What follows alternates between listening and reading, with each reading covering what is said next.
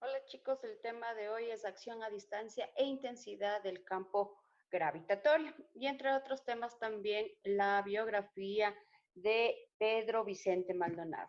El objetivo, determinar la fuerza que existe entre dos cuerpos que se encuentran separados a cierta distancia y que están influenciados por el campo gravitacional. Entonces vamos primero a revisar lo que es la ley de campo de gravitación universal, que fue planteada por Isaac Newton. La misma tiene la siguiente ecuación, que es fuerza es igual a la constante de gravitación universal por la masa 1 masa 2 sobre la distancia al cuadrado.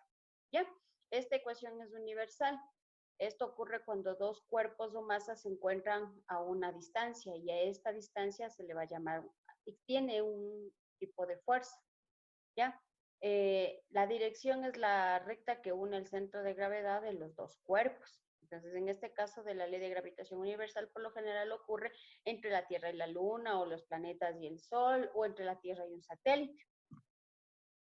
La acción a distancia es una propiedad que ocurre entre cuerpos, objetos o partículas que se interrelacionan dentro de un campo de fuerza determinado. O sea, cualquier campo de fuerza, el campo de fuerza puede ser eléctrico, magnético o gravitacional.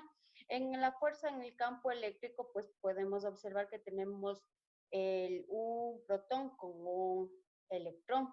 Igual se encuentran a cierta distancia y existe una fuerza de acción. También tenemos entre la Tierra y la Luna, en este caso tenemos la fuerza gravitacional. Lo mismo tenemos entre el Sol y un planeta, también tenemos la fuerza gravitacional y también existe la acción a distancia, ya que hay una fuerza que se encuentra por la distancia que se encuentran estos dos cuerpos o planetas. La fuerza eléctrica. Entre dos o más cargas aparece una fuerza denominada fuerza eléctrica, cuyo módulo depende del valor de las cargas y de la distancia que las separa, mientras que su signo depende del signo de cada carga. Las cargas del mismo signo se repelen entre sí, mientras que las cargas de distintos signos se atraen. Polos opuestos se atraen, polos iguales se repelen. Similar ocurre con la fuerza magnética. La definición de fuerza magnética se refiere a la dimensión de las fuerzas electromagnéticas que se encuentra relacionada en cómo se distribuyen las cargas. Estas fuerzas surgen cuando se mueven partículas cargadas, tal como ocurre con los electrones. En el caso de los imanes, el movimiento que se produce en líneas de campo magnético. Estas suelen o vuelven a entrar al cuerpo generando el magnetismo. Entonces, en este caso, similar a la electricidad, con los polos. Polos opuestos se atraen, polos iguales se repelen. Y por lo general, esta fuerza magnética ocurre con los imanes que tienen la propiedad de atraer metales u otros imanes. Tenemos también la importancia de la ubicación geográfica del Ecuador. Es importante la ubicación geográfica del Ecuador, ya que aquí podemos encontrar su singular topografía, su diversidad de zonas climáticas y las numerosas especies vegetales y animales. Gracias a la cordillera de los Andes tenemos una selva tropical y la costa del Pacífico. La cordillera de los Andes divide nuestro país en tres regiones. En el oriente, sierra y costa. La sierra y la costa tienen una diversidad por su gente, cuyos orígenes y tradiciones se han formado a partir de su inmediato contorno geográfico.